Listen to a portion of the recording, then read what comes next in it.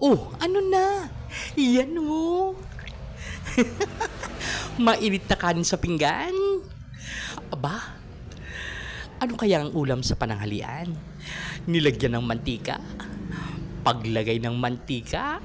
Yan o. Aking isusunod ang asin. Pag naikalat ng asin, syempre, pag ganito ang hinahalo guys, malamang alam nyo na kung ano ang aking ulam. Lagyan natin ng konting sabaw. Pag yan na ilagay, heto na oh. Ang ulam sa pananghalian ay paksiw na isda na kung tawagin sa amin ay kadis. Paksiw na bilong-bilong naman dito sa Maynila.